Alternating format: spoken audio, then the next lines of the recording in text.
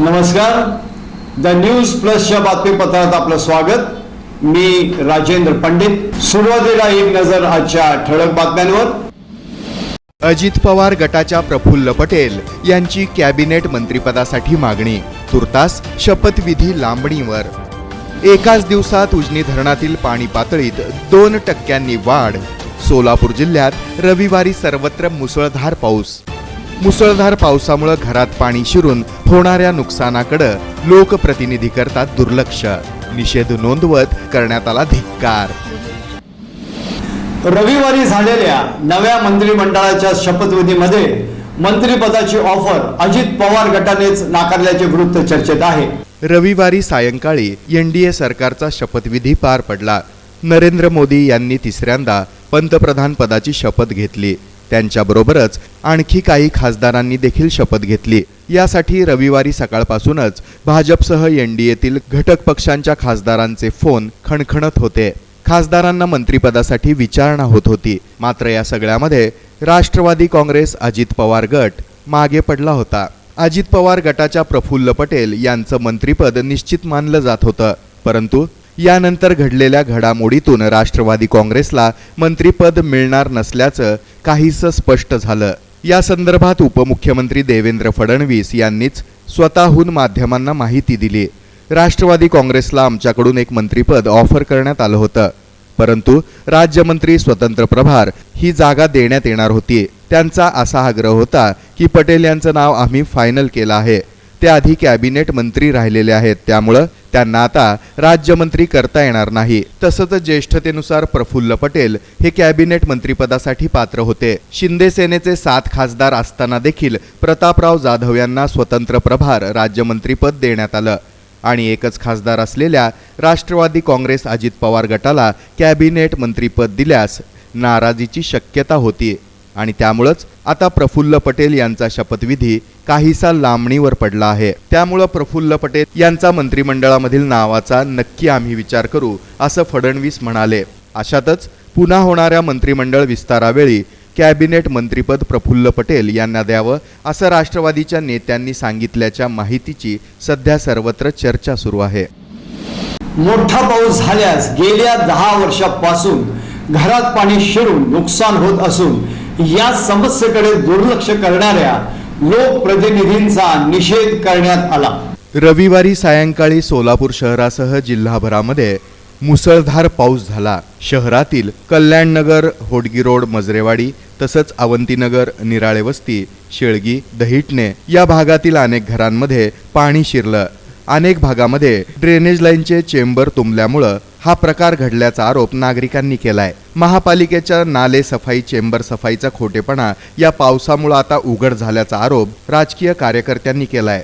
दरम्यान घरामध्ये पावसाच्या पाण्यासोबतच रस्त्यावरची घाण, किडे, साप शिरल्याचंही दिसून आलंय। सायंकाळी जवळपास 5:30 वाजता सुरू झालेला पाऊस हा रात्री 11:30 पर्यंत धोधो कोसळत होता। अशातच या पावसाची 80.2 मिलीमीटर इतकी नोंद झाली आहे। या धोधो पडलेल्या पावसामुळे महानगरपालिकेच्या आपत्कालीन विभागाकडे सायंकाळी 6:30 ते 7 या काळामध्ये म्हणजेच केवळ अर्ध्या तासामध्ये शहराच्या विविध भागातून 47 तक्रारी आल्या होत्या। रस्त्यावर पाणी साचलं, घरात पाणी शिरल्याच्या तक्रारी यामध्ये मोठ्या प्रमाणात होत्या। शहरातील जुळे सोलापूर भागातील कल्याणनगर येथे मोठ्या प्रमाणामध्ये पावसाचं पाणी घरामध्ये शिरून अनेक नागरिकांना आर्थिक आणि मानसिक त्रासाला सामोरं जावं लागलं। गेल्या 10 वर्षापासून जुळे सोलापूर भागातील कल्याणनगर या सखल भागामध्ये अनेक नागरिकांच्या घरात पावसाचं पाणी जाऊन त्यांच्या संसार उपयोगी साहित्याचं मोठ्या प्रमाणावर नुकसान होत आहे। पावसाच्या पाण्यामुळे घरामध्ये बेडूक, विंचू, कीटक, साप यांचा देखील शिरकाव होत आहे। प्रत्यक्ष या भागामध्ये कोणतीच कामं झाली नाहीत। आयुक्त शीतल तेली उगले यांनी आढावा बैठक घेऊन सुद्धा विभागीय झोनचे कोणतेच अधिकारी, कर्मचारी यांनी या भागामध्ये नाले सफाई केली की नाही हे पाहणं गरजेचं आहे। जर लोकप्रतिनिधीच आपल्या नागरिकांच्या समस्यांकडे दुर्लक्ष करत असतील तर येणाऱ्या विधानसभा आणि महानगरपालिकेच्या निवडणुकीमध्ये जनता काम न करणाऱ्यांना आता घरचा रस्ता दाखवल्याशिवाय राहणार नाही, अशा भावनाही यावेळी नागरिकांकडून व्यक्त करण्यात आल्या। रविवारी झालेल्या पावसानं उजनी धरणाच्या पाणी पातळीत 2% वाढ झाली आहे। दौंड येथून पाण्याचा विसर्ग यंदा 1 महिन्या अगोदर सुरू झाला. रविवारी पडलेल्या दमदार पावसामुळे उजनी धरणाची पाणी पातळी एका दिवसात 2% वाढली आहे, तर जवळपास 1 TMC पाणीसाठा देखील वाढला आहे. भीमा आणि नीरा खोऱ्यातील पाणलोट क्षेत्रामध्ये पडलेल्या या पावसामुळे भीमा खोऱ्यातील उजनीवरील 18 धरणामध्ये दमदार पावसानं हजेरी लावल्यामुळे उजनी धरणाच्या या पाणलोट क्षेत्रामध्ये 1 जूनपासून जवळपास 75 मिलीमीटर पावसाची नोंद झाली आहे. रविवारी सायंकाळी धरणामध्ये उणे 57.91% पाणी पातळी होती, तर 31.02 TMC पाणीसाठा होता. उजनीकडे येणाऱ्या दौंड येथील विसर्गाला आता सुरुवात झाली असून सायंकाळी 6 वाजता 6286 क्युसेक विसर्ग उजनीमध्ये मिसळत होता. दौंड येथील विसर्गानं उजनी धरणाची पाणी पातळी वाढण्यास आता मदत होत आहे. जूनच्या पहिल्याच आठवड्यामध्ये उजनी धरणाची पाणी पातळी वाढू लागल्यानं आता शेतकरी वर्गामध्ये आनंद व्यक्त करण्यात येत आहे. गेल्या वर्षी 26 जून रोजी उजनी पाणलोट क्षेत्रामध्ये 21 मिलीमीटर पाऊस झाला होता आणि एकूण 461 मिलीमीटर पावसाची नोंद झाली होती. दौंड येथून उजनी धरणामध्ये गेल्या वर्षी 11 जुलैपासून पाणी येण्यास सुरुवात झाली होती. मात्र यावर्षी 1 महिना अगोदरच अर्थातच 9 जूनपासून दौंड येथून विसर्ग सुरू झाल्यामुळे सोलापूर, पुणे आणि अहमदनगर जिल्ह्यामध्ये आता आनंदाचं वातावरण आहे. मेट्रोकास्ट नेटवर्कच्या माध्यमातून द न्यूज प्लस हे चॅनल नव्याने सुरू झालेले असून आपल्या आजूबाजूला घडणाऱ्या घडामोडी, महत्त्वपूर्ण माहिती चॅनलवरून प्रसारित करण्यासाठी दर्शकांनी संपर्क साधण्याचं आवाहन करण्यात आलेलं आहे. मेट्रोकास्ट नेटवर्कच्या माध्यमातून नव्यानेच सुरू झालेलं द न्यूज प्लस हे चॅनल सर्व सोलापूरकरांच्या माहिती आणि मनोरंजनासाठी आता सज्ज झालं आहे. या चॅनलच्या माध्यमातून केवळ बातम्याच नाही तर अनेकविध कार्यक्रम, ज्यामध्ये माहिती आणि मनोरंजन, तज्ज्ञांच्या मुलाखती, विकासाभिमुख कार्यक्रम यांचा समावेश असणार आहे. द न्यूज प्लस चॅनल हे यूट्यूबवर देखील उपलब्ध असून दैनंदिन घडामोडी आपण यूट्यूबच्या माध्यमातूनही जाणू शकता. तेव्हा आपल्या आजूबाजूला घडत असलेल्या घडामोडी तसंच आपल्या जवळ असलेल्या महत्त्वपूर्ण माहितीच्या प्रसारणासाठी द न्यूज प्लस परिवाराशी संपर्क साधण्याचं आवाहन द न्यूज प्लस चॅनलचे वृत्तनिवेदक जयपाल खेडकर यांनी केलं आहे. मेट्रोकास्ट नेटवर्कच्या मार्फत आपण पाहतोय की सध्या द न्यूज प्लस हे चॅनल आता सोलापूरकरांच्या सेवेसाठी नव्यानं सज्ज झालंय. या चॅनलच्या मार्फत आपल्याला आता मुबलक प्रमाणामध्ये माहिती तसंच मनोरंजन देखील मिळणार आहे. आज या ठिकाणी बोलताना मी तुम्हाला सर्व दर्शकांना असं आवाहन करू इच्छितो की ज्या पद्धतीनं आपण आपल्या आजूबाजूला घडणाऱ्या ज्या बातमीपूर्ण घडामोडी असतील, यासोबतच जे कोणी व्यावसायिक असतील त्यांनी आपल्या व्यवसायाच्या उन्नतीसाठी जाहिराती असतील, अशा प्रकारच्या सर्व घडामोडी असतील, जाहिराती असतील, यासाठी तुम्ही आमच्याशी संपर्क साधायचा आहे. त्यासाठी संपर्क क्रमांक आहे 95 95 60 98 40. मी संपर्क क्रमांक किंवा हा जो मोबाईल क्रमांक आहे तो पुन्हा एकदा सांगतो, 95 95 60 98 40. तर या क्रमांकावर तुम्ही आम्हाला संपर्क साधायचा आहे आणि ज्या पद्धतीनं घडामोडी घडतायत, महत्त्वपूर्ण माहिती असेल, एखाद्या माहितीवर मुलाखत असेल, तर यासाठी आम्हाला तुम्ही संपर्क करू शकता. धन्यवाद. नमस्कार. 10 जून हा दिवस सर्वत्र जागतिक दृष्टी दिन म्हणून साजरा केला जातो. तेव्हा जाणून घेऊया या दिवसाचे महत्त्व. आपल्या मृत्यूनंतर देखील आपण हे सुंदर विश्व पाहू शकतो असं म्हटल्यावर हे ऐकणाऱ्या प्रत्येकालाच आश्चर्य वाटेल. पण यात आश्चर्य वाटण्यासारखं काहीच नाही. तर हो, आपण आपल्या मृत्यूनंतरही हे विश्व पुन्हा पाहू शकतो. त्यासाठी संकल्प करूया नेत्रदानाचा. या नेत्रदानाच्या माध्यमातूनच आपल्यानंतर देखील आपल्या दृष्टीच्या माध्यमातून, आपल्या डोळ्यांच्या माध्यमातून आपण या विश्व सौंदर्याचा आनंद घेऊ शकतो. हजारो अंध व्यक्तींचं जीवन प्रकाशमय करणारे डॉक्टर रामचंद्र लक्ष्मण भालचंद्र यांच्या स्मृतीप्रित्यर्थ साजरा होणारा दृष्टीदान दिवस हा 10 जून म्हणजे आज साजरा होत आहे. आपल्या डोळ्यात दाटलेल्या काळ्या कुट्ट अंधारातून उद्याच्या उज्ज्वल भविष्याची स्वप्न पाहणाऱ्या व्यक्तींना या नेत्रदानाच्या माध्यमातून हे जग किती सुंदर आहे याची प्रचिती देण्याची प्रेरणा देणारा हा आजचा दिवस. शासकीय सेवेमध्ये नेत्रचिकित्सक म्हणून अहोरात्र झटणाऱ्या डॉक्टर रामचंद्र यांचं नाव महाराष्ट्राच्या इतिहासामध्ये त्यांच्या या कार्यामुळेच अजरामर आहे. डॉक्टर रामचंद्र लक्ष्मण भालचंद्र यांचा जन्म उस्मानाबाद जिल्ह्यामध्ये 10 जून 1924 रोजी झाला. अत्यंत खडतर कौटुंबिक परिस्थिती असतानाही जिद्द आणि चिकाटीच्या बळावर त्यांनी 80,000हून अधिक नेत्र शस्त्रक्रिया केल्या. अंधांचं आयुष्य प्रकाशमय करणाऱ्या या दीपस्तंभांची ज्योत 10 जून 1979 रोजी मालवली. म्हणूनच या दिवसाचं औचित्य साधत आजचा दिवस हा जागतिक दृष्टिदान दिन म्हणून साजरा केला जातोय. अनेक विविध कार्यक्रमांतर्गत नेत्र संकलनासाठी सुमारे 250हून अधिक नेत्रपेढ्या सध्या कार्यरत आहेत. राज्यातील मृत्यूचं प्रमाण आणि या पश्चात होणारं नेत्रदान यामध्ये अजूनही मोठी तफावत आहे. नेत्रदान जनजागृतीबाबत विविध शासकीय अशासकीय संस्था सध्या कार्यरत आहेत. त्यांच्या मार्फत मोठ्या प्रमाणावर जनजागृतीही केली जात आहे.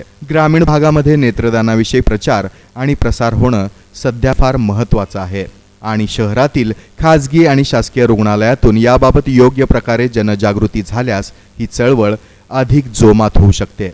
तेव्हा चला दृष्टिदानाच्या या चळवळीचा आपण सर्वजण एक भाग होऊया आणि आजच्या या जागतिक दृष्टिदानाच्या दिवशी नेत्रदानाचा संकल्प करूया. द न्यूज प्लस चॅनलचा हा जागतिक दृष्टिदान दिनी खास वृत्तांत. बातमीपत्रात अल्पशी विश्रांती. पाहत रहा द न्यूज प्लस. बातम्या प्लस बरंच काही. ममता रेडी में दे रहे हैं कुछ अनोखे वैरायटी जो हमने हमारे शहर में देखे ही नहीं थे. Trendy fashionable shoes, T-shirts, jeans, cotton pant, jacket, track pant, इतनी सारी वैरायटीज कि अपनी पसंद का प्रोडक्ट तो खरीदना ही पड़ेगा.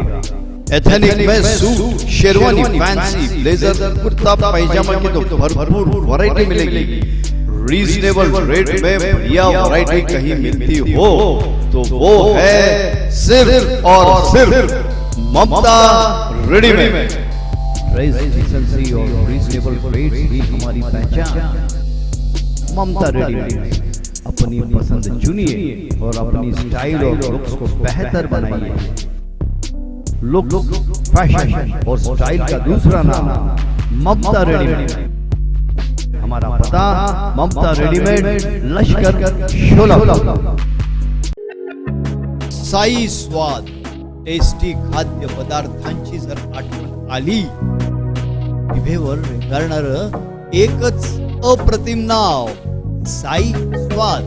क्वालिटी असू देत किंवा क्वांटिटी, एकच नाव साई स्वाद. स्वाद पाव भाजीचा असो किंवा शुद्ध शाकाहारी राईस प्लेटचा, पंजाबी डिशेसचा असू देत किंवा भेळ पाणीपुरीचा, विविध प्रकारच्या चमचमीत खाद्य डिशेस फक्त आणि फक्त साई स्वाद येथेच. सर्व स्नॅक्स व जेवणाचे पार्टीजच्या ऑर्डर्स पण आम्ही स्वीकारतो. आमचे सर्व्हिस ठिकाण Sai Swad, South Indian and veg Chinese centre, Sushi Nagar, Bharati Vidyapeeth जवळ, Vijapur road, Kolhapur.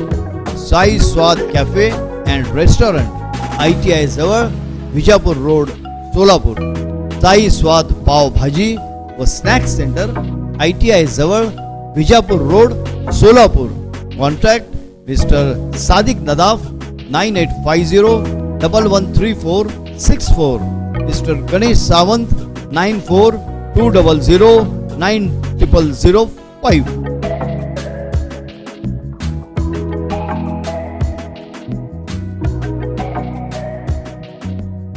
The sporting legend Kukreja and company.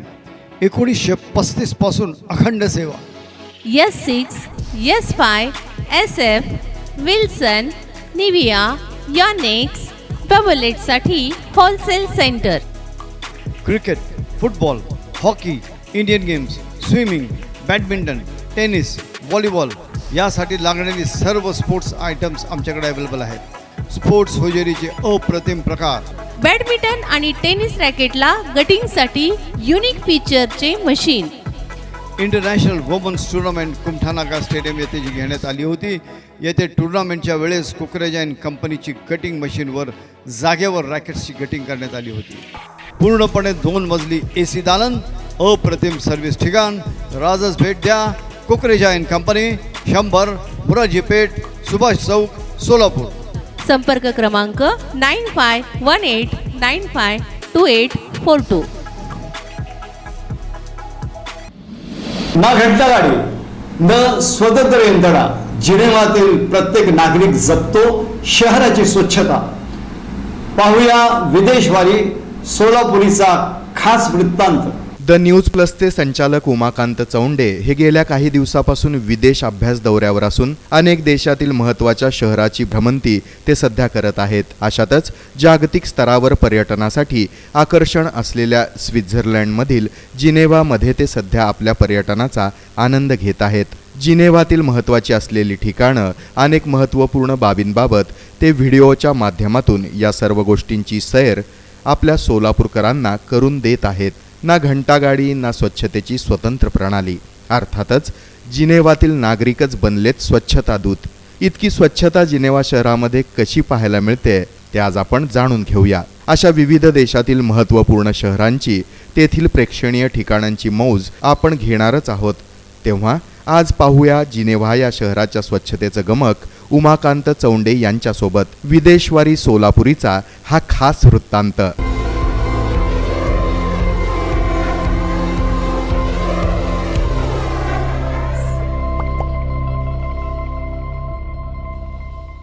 विदेशवारी सोलापुरी या कार्यक्रमामध्ये मी उमाकांत चौंडे आपलं मनपूर्वक पुनश्च एकदा स्वागत करतोय.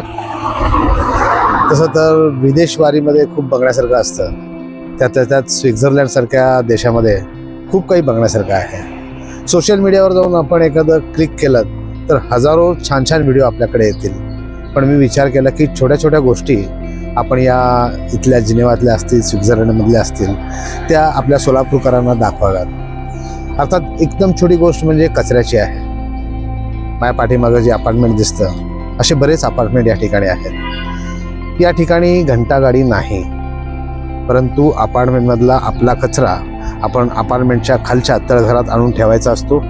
मग तेथील वॉचमन नंतर तो कचरा म्हणजे बॅग असतात, त्या बॅग नेऊन रस्त्यावर एक काही कंटेनर असतात, तेथे नेऊन तो ठेवतो. नंतर महापालिका म्हणजे इथं काय जे प्रशासन आहे ते प्रशासन त्याची विल्हेवाट लावते. हा झाला एक साधा सोपा सरळ विषय. परंतु या ठिकाणी कचऱ्याचे विविध प्रकार आहेत. त्यातल्या त्यात बाटल्यांचा विषय फार मोठा आहे या ठिकाणी. त्यानंतर त्याचे बूच असतील किंवा इलेक्ट्रॉनिक कचरा असेल, तो त्यात टाकायचा नसतो. त्यासाठी या ठिकाणी वेगळी सिस्टम आहे. काय आहे ती सिस्टम आपण पाहूयात. त्याचबरोबर तिथे एक मावशीबाई भेटल्या. त्यांना आम्ही विचारलं की बाबा हे नक्की काय आहे. त्यांनी तोडक्या मोडक्या इंग्रजीमध्ये सांगितलं, कारण का इथली भाषा ही फ्रेंच आहे. त्यामुळं इथं बऱ्याच प्रमाणात फ्रेंच बोललं जातं, इंग्रजी नाही. तरी देखील आम्ही विचारलेल्या प्रश्नाला त्यांनी इंग्रजीमध्ये उत्तर दिलीत. साधारणतः एक 5-6 वेगवेगळे कंटेनर या ठिकाणी असतात आणि वेगवेगळ्या प्रकारचा कचरा त्यामध्ये टाकायला लागतो आणि ते त्या ठिकाणीच डिस्ट्रॉय होतात. पहा ती काय म्हणते आणि कशा पद्धतीने कचरा डिस्ट्रॉय होतो. Madam, what are you doing here and what is this all we are seeing there? Hello. I'm going to the faire du tri. I don't know how to say in English because there is clear. How do you say le verre? White bottle. Yes, white bottle. I have. Here is dark color. Yes, Color. I have done there. Sir.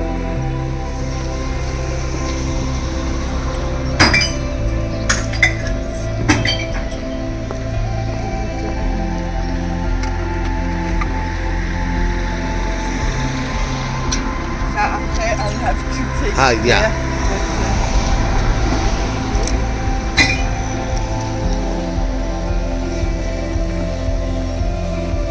This is pet. Acha, pet bottle. Pet bottle. So we have It also is different. one for pets. Here. Yeah. It's written there. Yes, pet bottles. Yeah.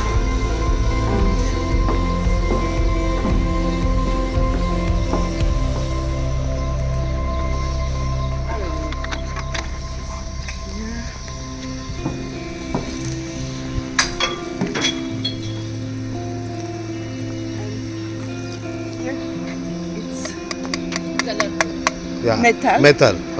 So I have also fer blanc. Voilà. And that's all. This is Yeah, it's normal. covered. Yeah. But you have also What is this? yes. For instance, here you can make the pile, Yeah. the electronic. Electronics. Electronics How do you say les piles? Charger Ouais, something like Plugs. that. Plugs. Plugs Uh-huh. Yeah. And this is for coffee, Nespresso Okay. capsule, Acha. because it's also in aluminium. Ha. You can go. Thank you very much for the giving the information and thing. What here right now, madam? Can you read? Bah. No, it's also the time and but nothing very important here. Acha. Thank you very much. Thank you very much Have a nice day. Thank you. Bye.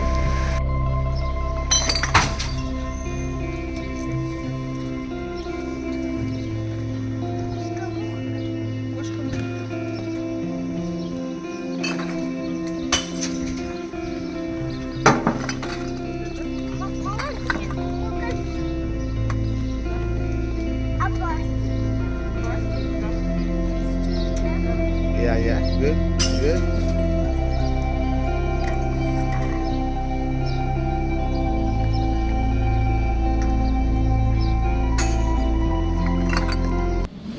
महाराष्ट्राचे वस्त्र वैभव म्हणून ख्याती असलेल्या धूत mega sari महोत्सवात विविध साड्यांवर तब्बल 60% सूट मिळणार असल्याची माहिती दूत साडीचे पुरुषोत्तम धूत यांनी पत्रकार परिषदेत दिली.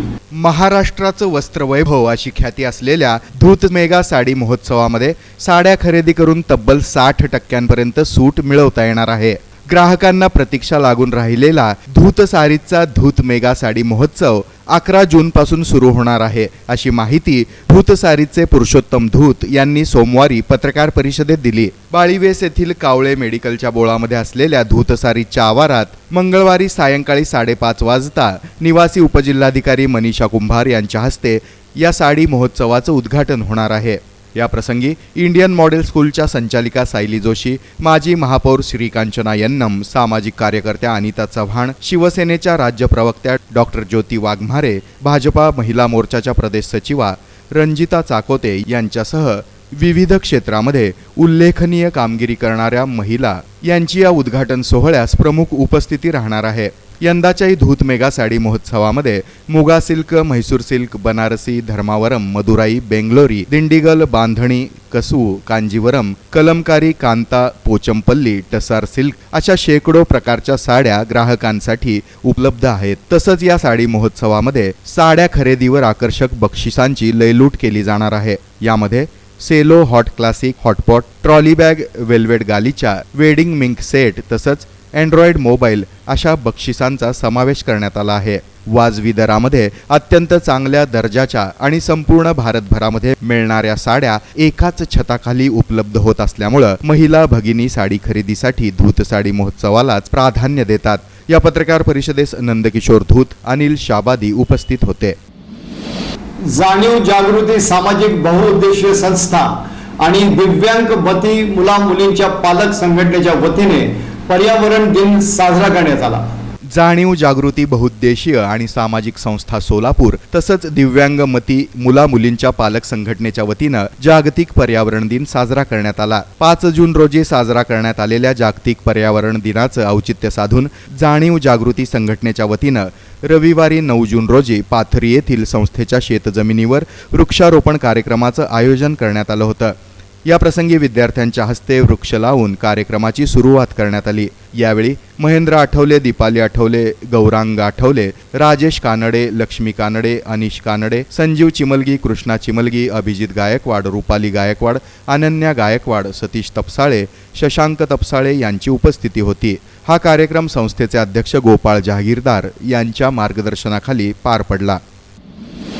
अजित पवार गटाच्या प्रफुल्ल पटेल यांची कॅबिनेट मंत्रिपदासाठी मागणी, तुर्तास शपथविधी लांबणीवर। एकाच दिवसात उजनी धरणातील पाणी पातळीत 2% वाढ। सोलापूर जिल्ह्यात रविवारी सर्वत्र मुसळधार पाऊस। मुसळधार पावसामुळे घरात पाणी शिरून होणाऱ्या नुकसानाकडे लोकप्रतिनिधी करतात दुर्लक्ष।